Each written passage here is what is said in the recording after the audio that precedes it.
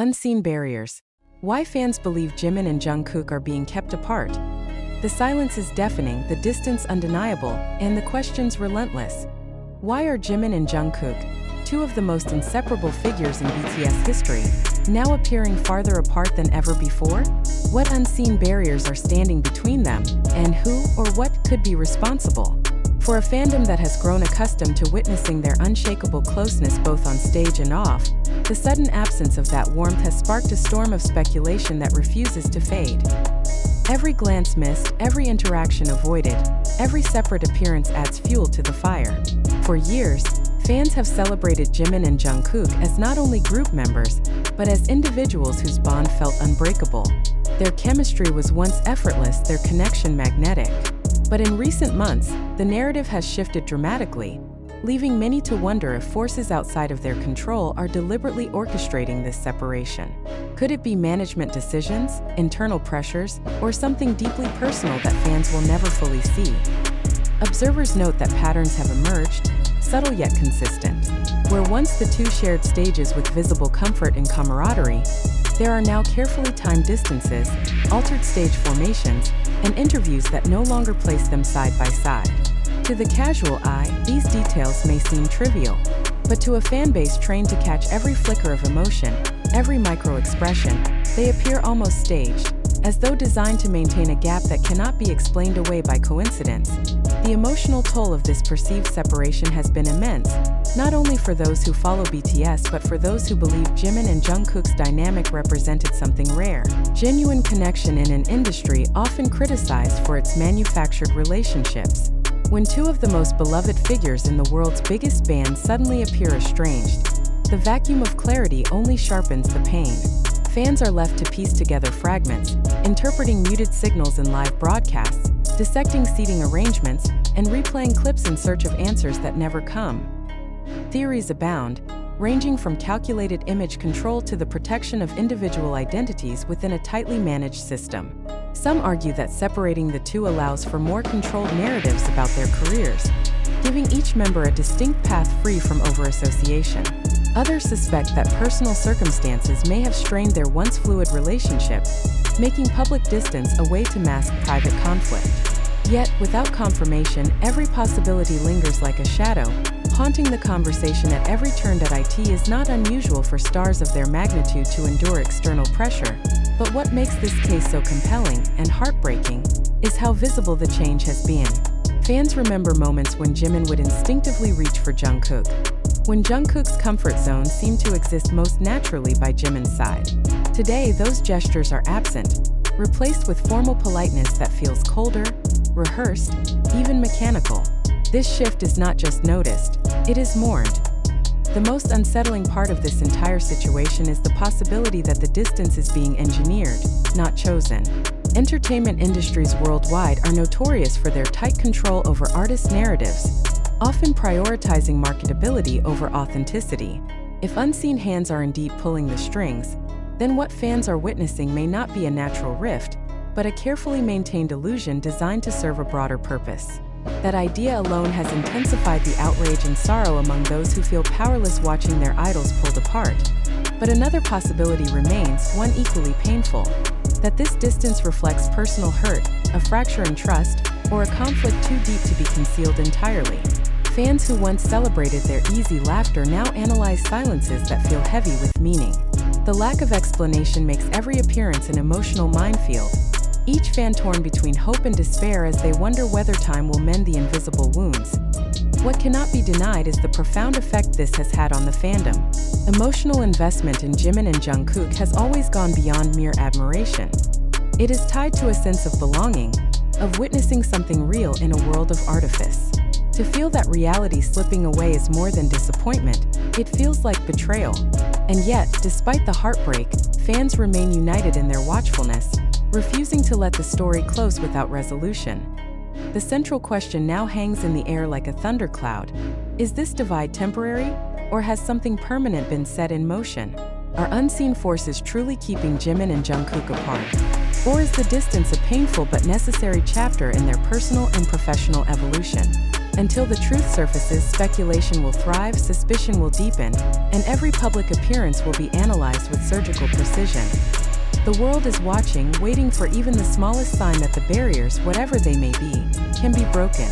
Until then, fans remain caught in the tension of uncertainty, torn between loyalty, fear, and hope. The silence may be deafening, but the questions it raises speak louder than ever. Who is keeping Jimin and Jungkook apart? And how much longer must fans endure the unseen walls between them? The discussion surrounding Jimin and Jungkook has grown into something larger than mere speculation. It has become a mirror reflecting the way modern audiences consume, dissect, and react to information. The silence between them has been framed as evidence, the absence of interactions treated as proof, and every fleeting glance or lack thereof has been magnified into an entire narrative. But one question remains disturbingly unresolved. Do these interpretations truly represent reality, or are they the product of a collective illusion carefully sustained by media noise? It is here that the role of fans must be confronted. Why do we so readily believe that unseen forces are tearing them apart? Could it be that the emotional connection between audience and artist has grown so powerful that silence itself feels like betrayal? Or is it possible that what is being interpreted as a deliberate divide is in fact nothing more than a normal shift in dynamics, amplified into something monumental by the hunger for drama? Every reader must ask themselves, are you analyzing reality, or are you consuming a storyline designed to keep your attention fixed? The modern media ecosystem thrives on fragments, not wholes. Short clips circulate on TikTok, edited moments gain traction on YouTube, and threads on Twitter build entire theories out of seconds of footage. But how reliable are these fragments? Do they tell a complete truth, or do they manipulate perception by stripping away context? The emotional intensity with which fans respond is undeniable, but intensity itself cannot substitute for fact. Should we not, then, step back and question, who benefits when speculation grows louder than truth? At the heart of this debate lies a dangerous possibility that the narrative of separation is less about Jimin and Jungkook themselves and more about the machinery of sensationalism.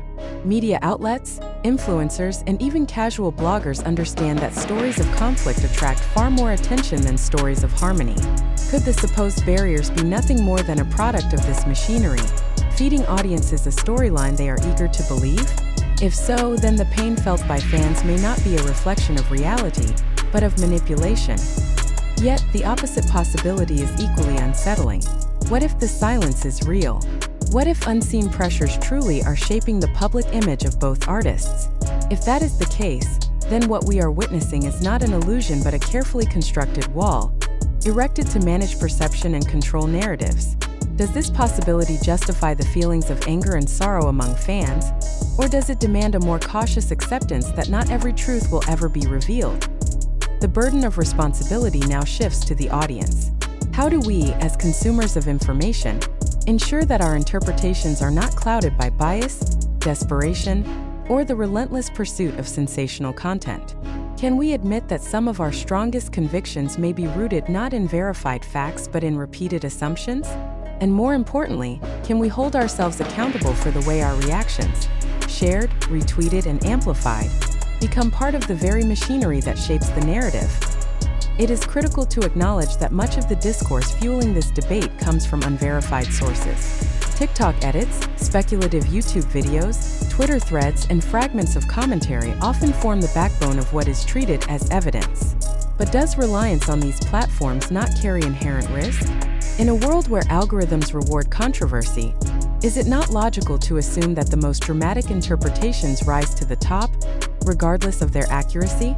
By embracing these fragments as truth, do we not risk becoming complicit in the spread of misinformation? This brings us to the most pressing reflection. Do we genuinely believe that what we are witnessing is fact, or have we surrendered to a narrative designed to exploit our emotions? Could it be that Jimin and Jungkook's distance is real?